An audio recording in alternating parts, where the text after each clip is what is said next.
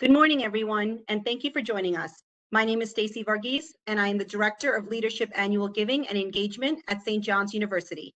Today, we have Susan Ginsburg O'Sullivan, who will complete the three-part series on building a resume. Today's focus will be on the networking letter, cover letter, and thank you letter. Some housekeeping rules before we begin.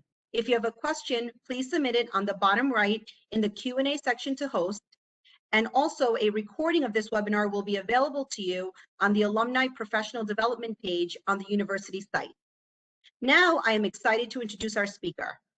Susan Ginsburg O'Sullivan is a New York City-based certified executive and leadership coach and certified Daring Way facilitator, helping busy professionals make positive change. She specializes in career and personal development, career strategies, career transitions, leadership coaching, and workshop facilitation. Susan sat on the board of the International Coach Federation's New York City chapter until December 2018.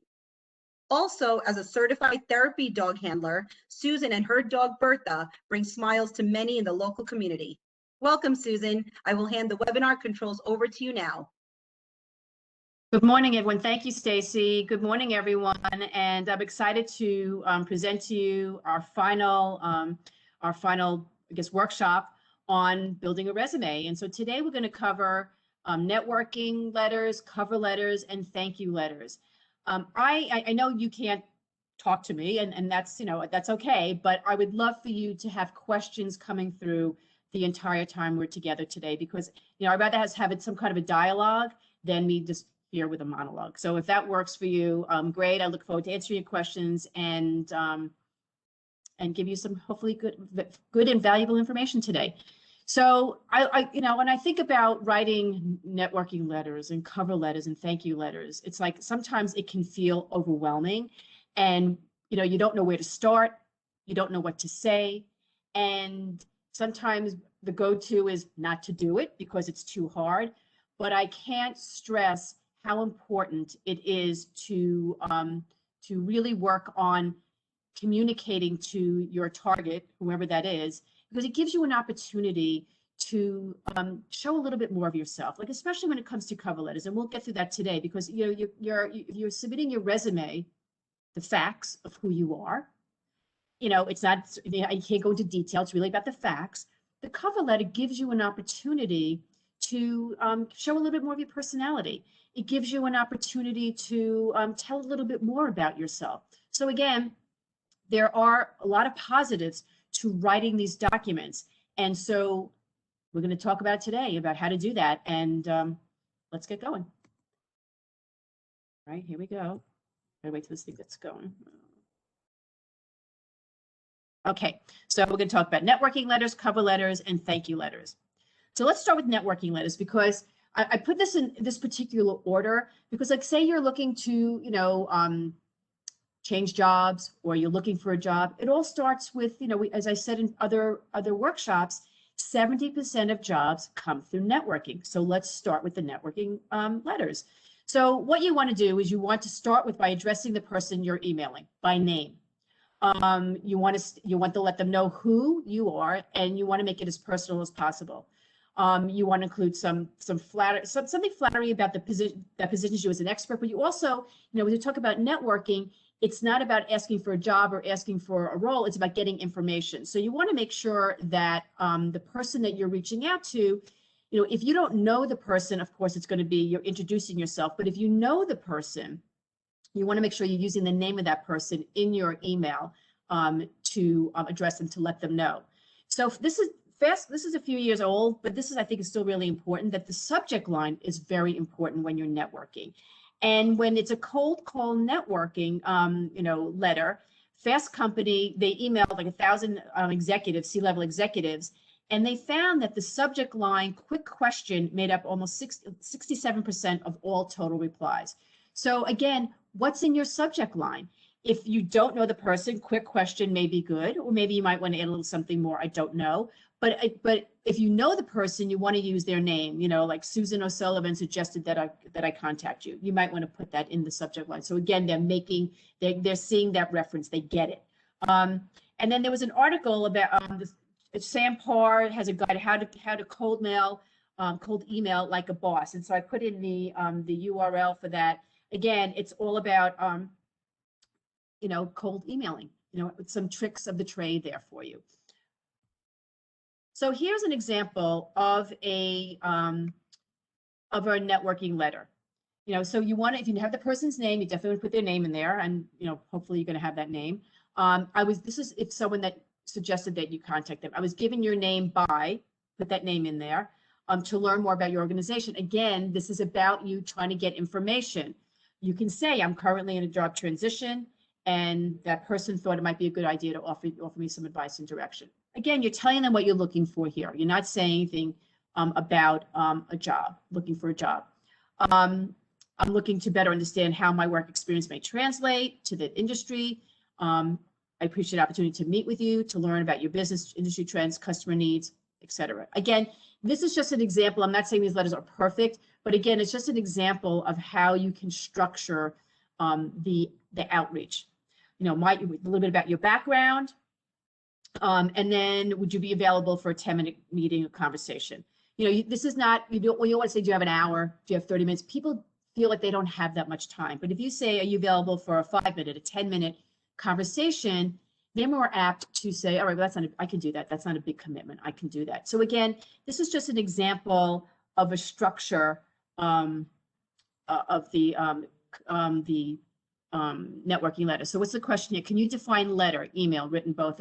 So when I'm talking about letter, mostly I'm talking about email. So everything is done through email right now.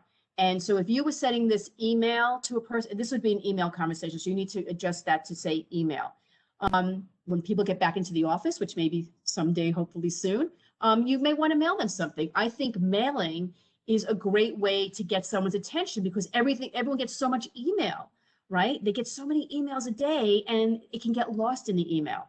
And so again, I think if you have a mailing address, I would do that when you get back to the office. But right now, it would be through email. What if you don't have a name? Well, when you're networking, you got to figure out that you got to get a name.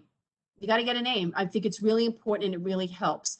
Unless you're writing to a recruiter or a recruiter, like someone in HR, maybe you could just say, dear, HR, talent acquisition manager. You need a name. You need a name. And you can get those names on LinkedIn. Use LinkedIn as your reference to do your research. You can find someone. Again, if you're looking to network into a company, go onto LinkedIn. You can go to that company, see who works at that company, and then just try to find someone there. And in previous workshops, I've talked about hunter.io, hunter.io, as a way to find a company's email structure. So again, you got to do your homework, you got to do your research, and you got to figure out how to get a name. A name is key. It makes it more, first of all, it makes it more personal, and it, again, I think it's more of a connection there versus just being a blanket, like, to whom it may concern. Sorry, okay. So another thing, there's a networking note. Depending on the industry you're in, I think you have to be aware of that. So if you're in a more traditional industry, maybe this one it works better for you. If it's like financial services, if more traditional industry, this might be a good letter format. But if you're in a technology industry, you may want to be a little bit more, shorter and more direct, and you can be a little bit more provocative in a way. And I love this note. So the subject line here is quick question. Hi, Tim. Someone got the name. My name is Austin. I currently work at this company. I was browsing through LinkedIn and came across your information. I hope you don't mind me reaching out of the blue here. I saw that you have extensive experience in Google's technology B2B vertical, and I'm very interested in learning more about that space. I would love to have an opportunity to run some questions by you as well as tap into any advice, blah, blah. I know that your time is extremely valuable, so please don't feel the need to respond in depth. If you have 5 minutes to chat, I would really appreciate it. I love this note. I love this note. I think it's quick, it's to the point, it's very high level, and you're not putting a lot of pressure on the person you're addressing. I would respond to this person. Personally, I would respond to this person. Again, it's not about a job, not about looking for a job. He just wants to run some questions by, tap into his experience, because he wants to learn more. So again, I think this is a quick networking notes are really, I think they're great, and they don't have to be a lot of information. It's okay to send a message on LinkedIn if you want, but my only caution there is that a lot of people don't check their LinkedIn. They don't check their LinkedIn. So you can do that, but I would also try to get their email, their company email. I try to do both. Because I get my messages on LinkedIn if someone sends them to me, but some people don't turn that on and some people don't check out LinkedIn. They're not active on it. So again, you just need to be cognizant of that. So cover letters. Okay, so we've spoken about the resume, and the resume is your history. It's an opportunity for you to talk about your skills, your accomplishments. It's a great way to give a person an overview of who you are as a professional. The cover letter underscores how your skills and accomplishments, along with your goals, make you an outstanding candidate. Also gives you an opportunity to talk a little bit more about yourself, to put a little bit more of your personality into the letter. It's not an opportunity for you to write a novel, but again, what information do you think is going to help make your resume get to the pile to go further, to go to the next step? So it can help you match more close to the job description. Again, it's all about the keywords still. You want to use the applicant tracking. You think about the applicant tracking system, the ATS. And when you're applying for a job, you should always have a cover letter. Now, some people say, oh, I don't need to do that. I'm in technology. They don't look at that. I don't care. If there's no opportunity to add a cover letter, if you're applying for a job online, I would put it in front of your resume. I would add a page before your first page of your resume. I would add your cover letter there. Again, it's an additional opportunity to talk a little bit about yourself and what you do and your accomplishments. Sometimes not having a cover letter can be a disqualifier. Some companies, they're like, no cover letter, not interested, because it's showing that you're not taking the time to really to personalize and to customize, who you are for this company. Why would they want to hire you if you're just, randomly doing that? If you don't care, that's okay. But if you care, I would always have a cover letter. It's also an additional way to express your interest in the position and show that you're a great fit for the role. Any questions here? No? Okay. So let's talk about some cover letter do's and don'ts. And we're going to be spending most of our time here today. So, don't send a cover letter with errors. Do check your grammar and spelling. Put spell check on. I mean, right now, I think today with Word, it's very easy. Everything shows up as, with red line if it's not if it's got an error in it. But again, don't even trust that, because sometimes they pick up things incorrectly. Spell check picks up things incorrectly. So check your cover letter for errors. Really read it over more than once or twice, and have someone else read it. Have someone read it. Let them say whether it give you feedback on whether it sounds good or not. Don't send a generic cover letter. One size does not fit all. As someone who used to, a hiring manager, and I would hire people, if I saw it was like a copied cover letter that was, copied over and over again, it was generic, it didn't address the job, it went right to the trash can. Because that was telling me something about that person. And so again, you want part of you to show up in this cover letter. Don't mention do mention the job you're applying for, the skills and experiences and qualities that make you stand out. I will get to that question after this, sorry. Don't use outdated greetings like sir or madam. Do use dear human resources manager, to whom it may concern. Of course, a name is the best if you have someone's name. Don't have the letter go too long or too short, and know your audience. So, I was working with a client who, she wrote a cover letter. It was 3 pages and dense. And she just felt she needed to have everything about herself in that cover letter. I'm like, no one is going to read this. And she had an amazing experience. And it was hard to get her to cut it back, but we did. We got it to one page, very high level. This is not, a cover letter is not going into the details. It's high level of your accomplishments. And we'll get a little bit, we'll sort of get a little deeper into that shortly. Cover letters are important and include keywords. Keywords are really important. Again, the ATS is picking that up. You know, when you're attaching a cover letter in an email to a job board, they are going through the cover letter and the resume looking for those keywords. So make sure you have those, you're including those keywords in your cover letter. So the question that I have is, I've served on a lot of hiring committees. In my experience, half of people read the resume and the other half prefer the cover letter. Applicants need both. Yes, they do. And so again, you know, you don't know who's reading your resume or reading your cover letter. You don't. So that's why having both is really important. You know, you can make assumptions about your audience, but then again, those are just assumptions. So what's the best route? The best route is to make sure you're covering all your bases, that you're creating the cover letter and the resume that is just best representing you. So if someone likes the cover letter and someone likes the resume, at least you've got both there for them. So let's start. This is a cover letter form. This is the format of a cover letter. So you want to have the date, you want to have your address, and this is salutation. The salutation, you know, dear Susan.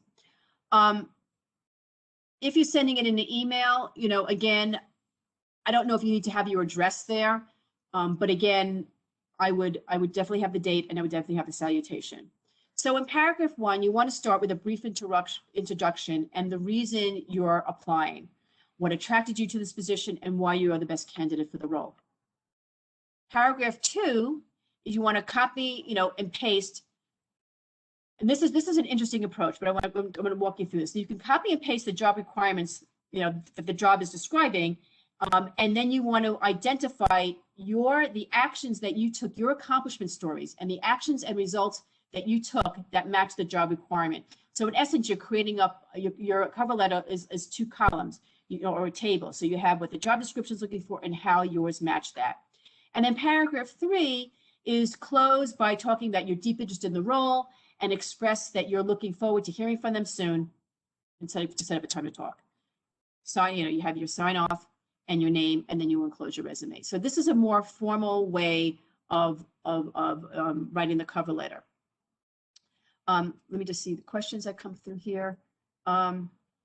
Some job listings don't include an address if the address of the job you're applying for is important on the cover letter. The address that I'm talking about here is your personal address, not the company's address. So again, most of the way you're applying today is through email, and it should be. I mean, it's through a job board or the company's website. This address is about your personal address. Does a very long cover letter scream high maintenance employee? I don't know if it screams high maintenance employee. I think a long cover letter is, it's all about time. You know, recruiters spend no more than 5 seconds reading your resume. How many seconds do you think they're reading on your letter? If they're skimming. And I'm a big proponent of putting bullet points on your cover letter. I believe bullet points are a great way for them to zero in on some of your accomplishments.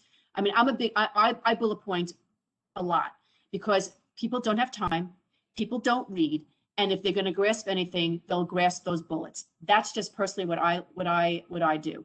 Long cover letters, people just don't have the time, and if it's too detailed, it could be saying something about who you are as an employee. The ATS is the applicant tracking system. It is a software bot that recruiters use to find candidates. So they use this system to enter what kind of candidates they're looking for. They may use the title, job title. They may use words, you know, skills that they're looking for. And so that's how they are finding candidates. It's really important. And you should be creating your resume and your cover letters and your LinkedIn profile for the ATS. And there's tons of information online about that. And there's previous workshops that I've done where Stacy has those recordings, and you can check that out. I recently applied for a position and they asked me to copy and paste my cover letter within a text box. Are they still using the ATS system with the cover letter? Yes, they are. They don't care about format. You know, when I work with people and they're like, they want to show the design of their resume, and they want color and flashing lights and sparkles, and, you know, first of all, the ATS doesn't read that, so it's a waste. And it reads text. And the person who is reading it, the recruiter, is just reading the text. They're not looking for design. They're looking for content. They're looking for how your skills align with what they're looking for. So don't get caught up in the look and feel of it. I would focus on the content. I would put my focus there. And I know it's hard because I'm a creative person. I'm a former marketer. I like things to look a certain way, and it can make me uncomfortable when it's not sort of laid out in a way that I find easy to read. But the machine doesn't care, and neither do the recruiters. Okay, so this is what I was talking about with the second paragraph. So this is the job criteria. So they have the two columns, the job criteria, and then your qualifications and accomplishments. And so they're looking for someone with a competitive self-starter. And so maybe a way you might want to position that is, I'm a results-driven, internally motivated sales professional. Your job criteria, prior product and market knowledge. I have over 20 years experience in retail environment, plus 4 years experience as a district manager for the Royal Appliance Company. Some of these responses I don't totally agree with, because I'm not a big fan of putting in the years, especially the 20 years, because someone may make a judgment based on that you're too old. And so I may say extensive experience. That's just me. Achieve sales targets. As a sales manager or district manager, I met and exceeded company goals. Here, I would probably also quantify that by X%. You know, again, quantify how you exceeded all those goals, because I think just saying that doesn't mean that you do that. Working co-op shows. I often planned and implemented trade shows representing over 9 different brands and hundreds of different models.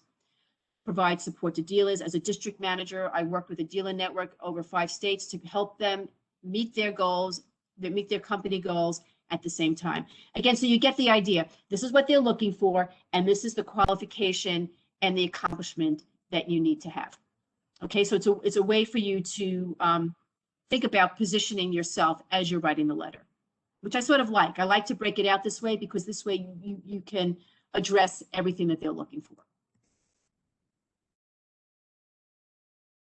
Okay, so this is an example of a letter, and you know, I pulled this down, and I've never done a letter like this, but I don't know, it might be worth a shot.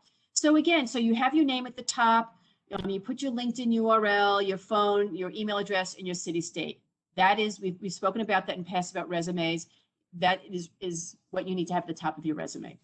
You don't need to have your address anymore. That's old school. So you have the name of the recipient, their title, the name of the company, and dear hiring authority. That may be a way to do it, or if for the person's name, better. Your recent position for sales representative captured my interest. The requirements you seek are well matched to my background and experience. So here they're talking about the requirements, and then this person is doing their qualifications. Get to the sign off, the paragraph 3, please review the attached resume, which reflects my experience and qualifications in greater detail. I welcome the opportunity to discuss my credentials in a personal interview. I will contact you in a few days to schedule a convenient time. Thank you. So again, this is a very different looking cover letter. It may work with some people because it's very clear here that here's what you're looking for. This is what I have. It makes it really simple. You don't have to go into all of the long narrative, and which can be hard for some people, especially if if they're not strong writers or they're not comfortable writing. This may be a good way for you to position yourself. And it may be an interesting format to test out, see if you like it or not. I've never used this, but I think it could be interesting. So this is a more traditional one that I'm used to. So again, the top, you have the name, email, phone, city, state, same name, title, company, address, zip, whatever.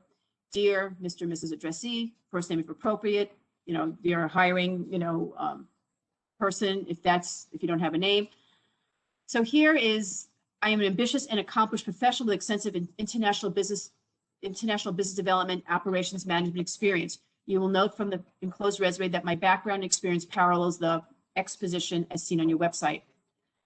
Accustomed to $1 million marketing and financial responsibilities, I am now postured for a position offering new opportunities and fresh challenges. I could bring a dynamic leadership. Again, go into the detail a little bit about themselves to illustrate. Here are a couple of accomplishments. So this is what I'm more used to. Again, and these accomplishments should line up with what they're looking for in their job criteria.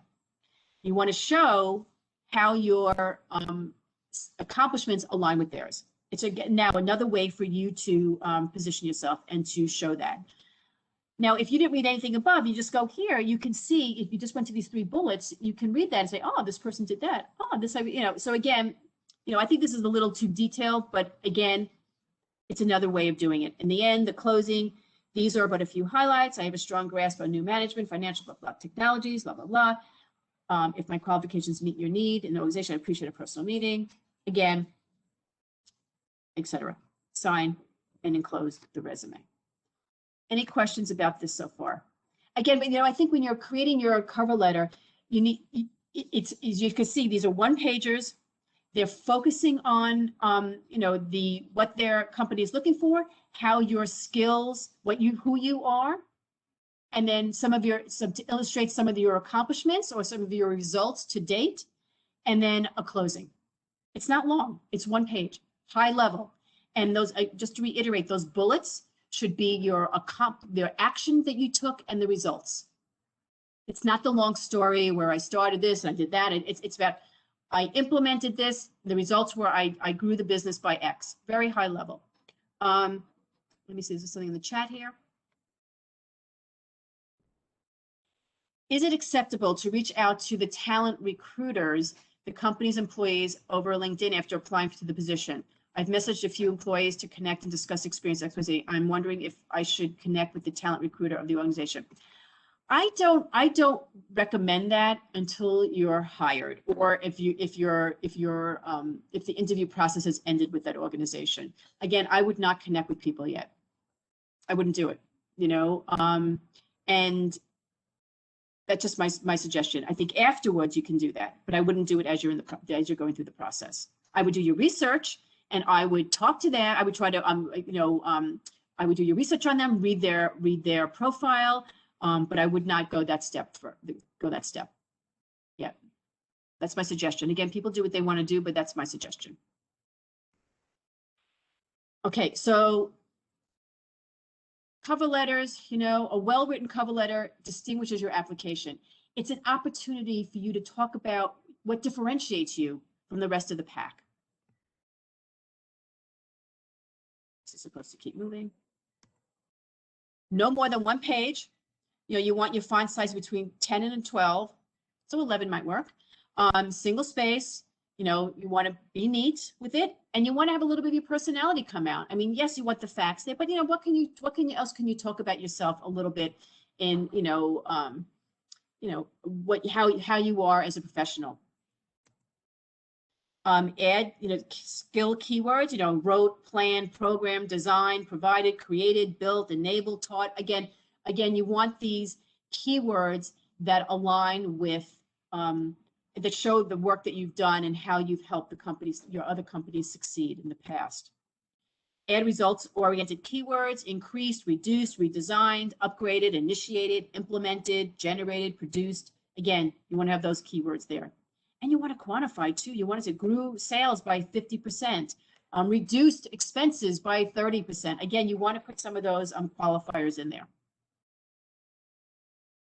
Add recognition words: honored, awarded, promoted, selected, recognized. Again, charged with. Again, you find those other words that show that you were recognized, that you had that you want to show that there was movement in your career, how you moved up, and again, these are all about how you differentiate yourself. So now we're going to get to thank you letters. So did anyone have any other questions about cover letters? If you do, it's okay. You could just put them in the chat and we'll get there. Okay, so thank you letters. Thank you letters are really, really important. And I can tell you that I look for them really quickly when I was hiring people. Okay, so thank you letters are really important because it just, again, it's an opportunity for you to reiterate what you discussed with that person, to talk about your continued interest in that role, and they're short. They're not long. They're very short. So this is a short, simple one. If it's great if you're looking for a quick follow-up after the first or second round interview. So hi, Jimmy. Thank you so much for chatting with me today. It was a pleasure to learn more about the marketing role, and I'm very excited about the opportunity to join News Crews and help your team bring a new leadership to your amazing talent. I look forward to hearing from you about next steps. Please don't hesitate to contact me if I can provide any additional information. All the best, Liz. Simple, to the point. Okay, doesn't take a lot of time to do this. Number two, this is maybe you want to stand out in the crowd. You want to get more specific with your thank you note and show that you were paying attention to the interview and iterate what a great fit you'd be. And this also gives you an opportunity to talk about what you've discussed. So hi, Ms. Bernard. I just wanted to thank you for inviting me to your office today. It was great to hear about 4App's goals for streamlining your software and placing an emphasis on quality UX design and how you see the engineering department playing a role in these initiatives. 4App seems like a wonderful place to work, and not just because you mentioned some great summer outings. I was adding a little humor in there, showing that you were listening. So that's sort of fun. I really admire the mission that drives your business and look forward to the opportunity to work with your team to implement some of the ideas I mentioned around redesigning the homepage. Please let me know if there's anything else you need from me to move the process forward. Have a great rest of your week. Sign off. So again, I love this because it's you're reiterating what you discussed, what they're trying to accomplish. You put a little bit of your personality or a little bit of the humor in there about the outings, which I liked. And then again, what about their mission, really important, especially if you're working for mission-driven organizations. It's really important to make that sort of not maybe paramount in how you respond.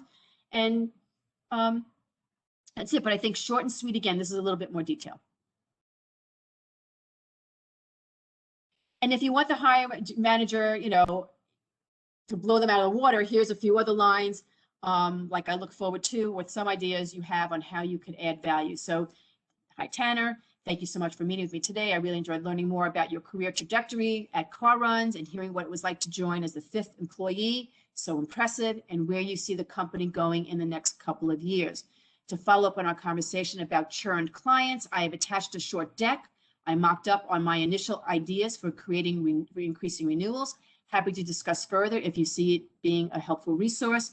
I can tell Car Runs is a special place to work, and I would be thrilled to join such an innovative, hardworking, and passionate team of individuals. Please let me know if there's anything else I can provide to make your hiring decision easier. Best regards. This is a great letter. Again, so you're talking about, you're going further. You're actually giving them something based on what you discussed. I wouldn't give away the shop, but I would also, but it just shows how you're thinking. And it's another way for you to differentiate yourself from everyone else that they might be speaking with. So again, you can see how these various letters, how you can just go short, get a little bit more detailed, and really go even further. Again, but that's up to you. I mean, that's up to you about what you want to do. But again, thank you note should definitely be follow your interview. It should follow no longer than 24 hours. I think 24 hours in today's world is kind of long. I usually do it within 6 hours. Again, that's just me personally, because I'm like crazy about stuff like that. I just want to get it done, and I want to show responsiveness. I was interviewing an employee for a role in a company I once worked for, and we had a great meeting. I really liked her, and I was looking. I never got a thank you note. And I was like, wow. I was making judgments based on her not sending a thank you note, not getting it right away. That was my expectation. I'm going to get it right away. What she did is, she sent me a handwritten note, but I got it 5 days later. And I'm not saying don't send a handwritten note, but I think that an electronic email thank you note should be done within 24 hours. I'm going to make it shorter, say 12 hours. And so I love the thank you note idea. And I think you can send a thank you note, a handwritten thank you note idea. I think you can do that, but I would do both. And if you do both, the thank you electronic one should be like the ones I've been representing here. If you're doing the handwritten one too, that one can just be very short and say, again, I wanted to thank you for the opportunity to talk about this position. I look forward to hearing you. Something very short and sweet. And I think that's a very nice touch. Again, I think you need to do this when people get back in the offices because we don't know people's home personal addresses. And so, but again, I think it's a really nice touch to make someone stand out. And I did hire that person, but I was really I was stressing about it because I wanted to hire and I didn't get it. So let's talk. That's all I have on the presentation. So what questions does anyone else have about the letters? Oh, I have one right here. Is it customary to send a follow-up email when you haven't heard back from the initial job post? If so, how long should I wait? Excellent question. And yes, you should. So my go-to number is 10 days. Like, a week is a little too short. 2 weeks is a little too long. I would go like 10 days. And if you reach out to them again, the note should be something like, I wanted to check in to see if you needed any additional information from me. Again, just something like that. It's important when you're interviewing. Well, this is when you're interviewing to find out when they're looking to make a decision. So you can also add that to the letter, like just checking back, you said you would be making a decision by this, just wanted to know, where you are in the process. Also, if you haven't heard back from them and you see something about the company or you've read something about maybe a technology that, or some resource that may be of value to that person who you interviewed with, good opportunity to forward it to them. Forward it on to them. Say, I don't know if you saw this, but I saw this great article about X. I thought you might be interested. Again, how are you making yourself stand out? How are you differentiating yourself? And, resumes, like I keep saying, are the facts. The cover letter can be the differentiator. The networking letter is introduction.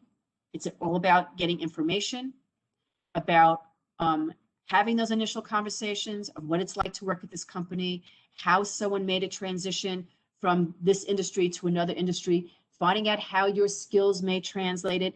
It's not asking for a job. That is not networking. That's asking for a job.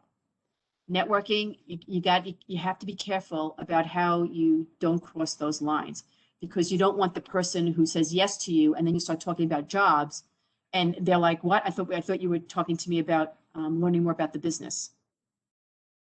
If they bring it up and saying, let me know if you see any jobs at the organization, any roles, you then say, well, as a matter of fact, I saw something here and I applied for that.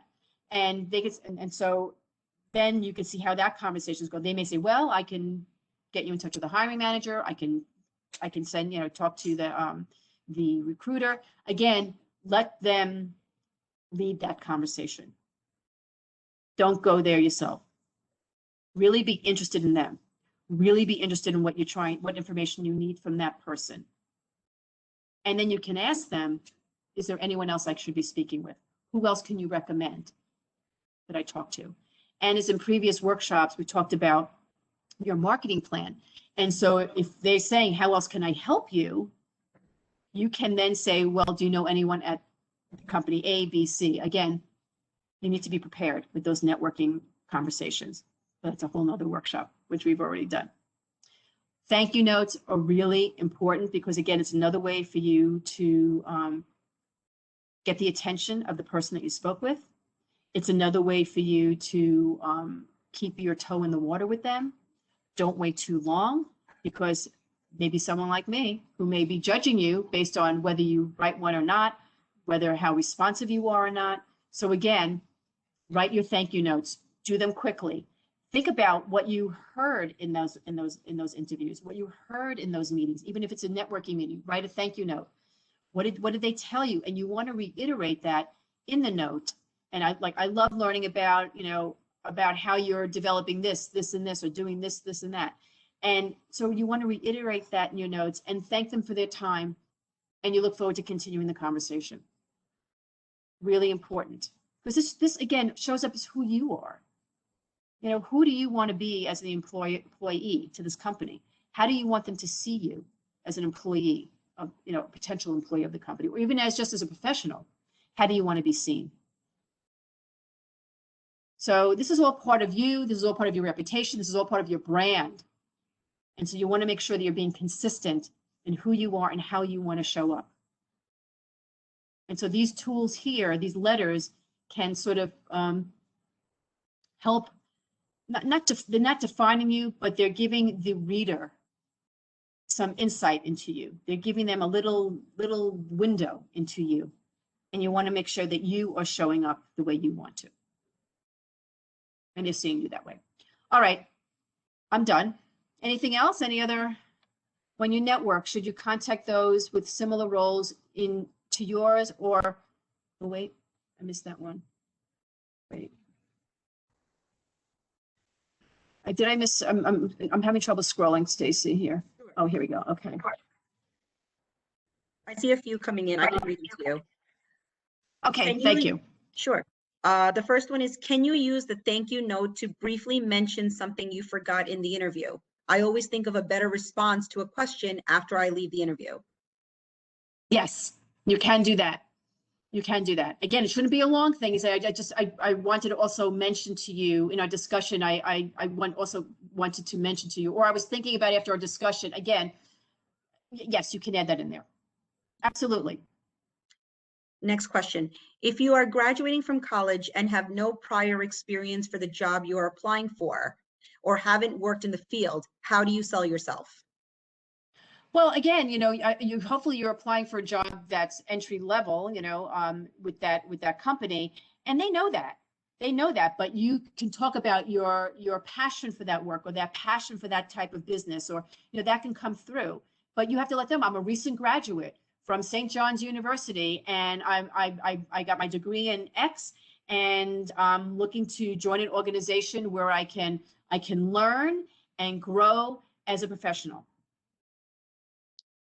Next question. Let's say you receive a job denial, but they say that they will keep your information on file. Do you respond with another thank you letter? I would say thank you for that feedback. I really appreciate it, and I would look forward to the opportunity of continuing our conversation. Or, yeah, I mean, absolutely. Again, you want to be professional, you want to be positive, and, you know, unfortunately, there are a lot of rejections, you know, when you're applying for jobs, and it's not personal. They're looking at, you know, whether or not you're the right fit or not for their organization. And sometimes not getting the job is good, because you can join an organization that does not align with your values. And if it doesn't align with your values, how happy do you think you're going to be at that job? Not very.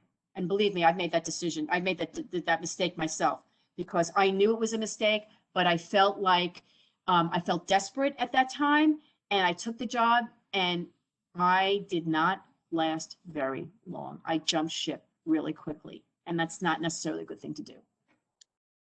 Next question. Yeah.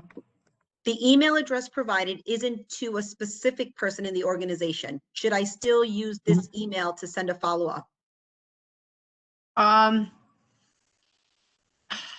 Well, if you don't have anything else, yes. But I would try to get that email. I would work really hard to get it. But yeah, yep. And if you have a phone number, you can also call to try to get the email. Like, I would work really hard to get the email. But if not, yes, if that's the only thing you have, that's the only thing you have. Because one time one of my clients, they got like a rejection from like a weird email address. It didn't seem like it was a person. And they wrote back that's like, I don't know if this is a real person, and they just wanted to contact them because they got rejected from the job. And then someone responded, going, no, there's a real person behind here. So again, you know, definitely do it.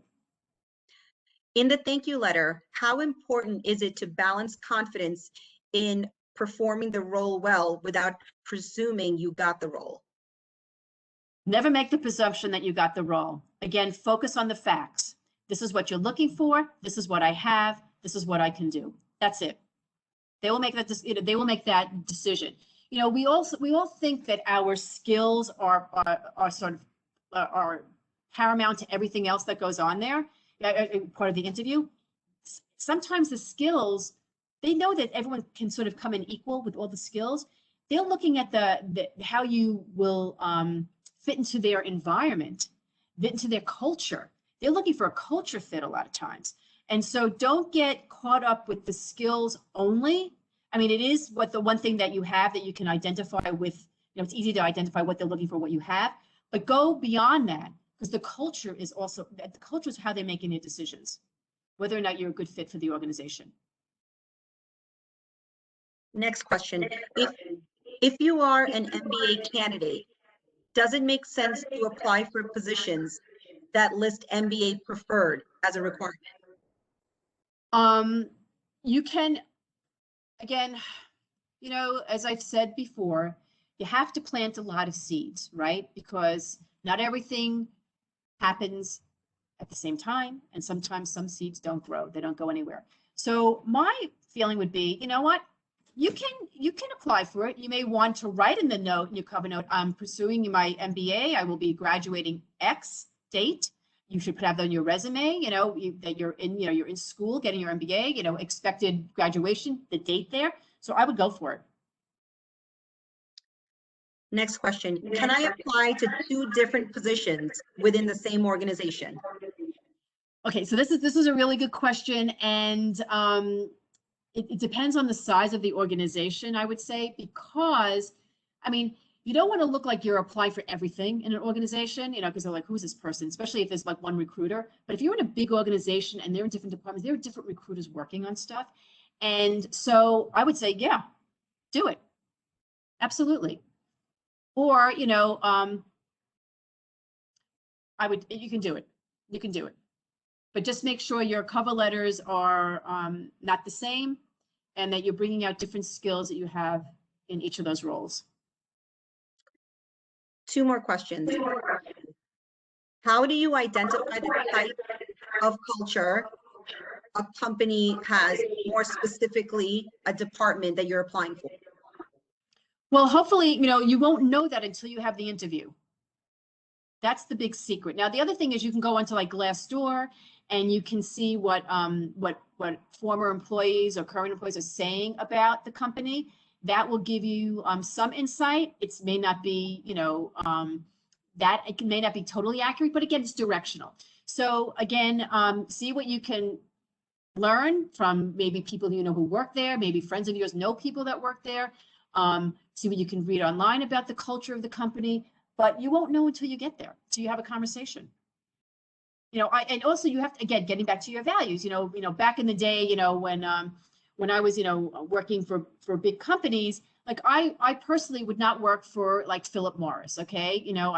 I just wouldn't work for that company. So, because it goes against my values with smoking. I'm not judging anyone else, but it's just personally my thing. So, if there was a good job there for me, I don't think I would work there, because I don't believe in that product. I don't believe in what they're doing, but that's my personal decision. So you need to make that decision yourself. Last question. If you send a networking letter to a professional in your field and you don't receive a response, does it make sense to send another note in a couple of weeks? Read that to me again, please. Sure. If you send a networking letter to a professional in your field and you do not receive a response, does it make sense to send another note in a couple of weeks? Yes. 10-day rule, remember? And or maybe a little bit longer if it's just reaching out for networking. I would 10 days plus. And we at my company, we talk about 7 times. 7 times you have, and then you gotta just close it down.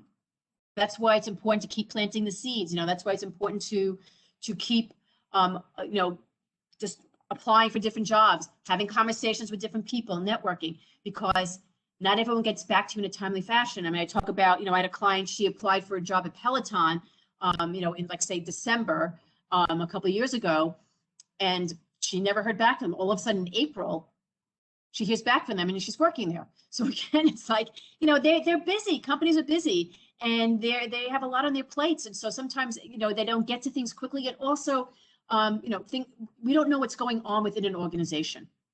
And so you need to, that's why you can't take it personally. You got to keep going forward. It's not about you.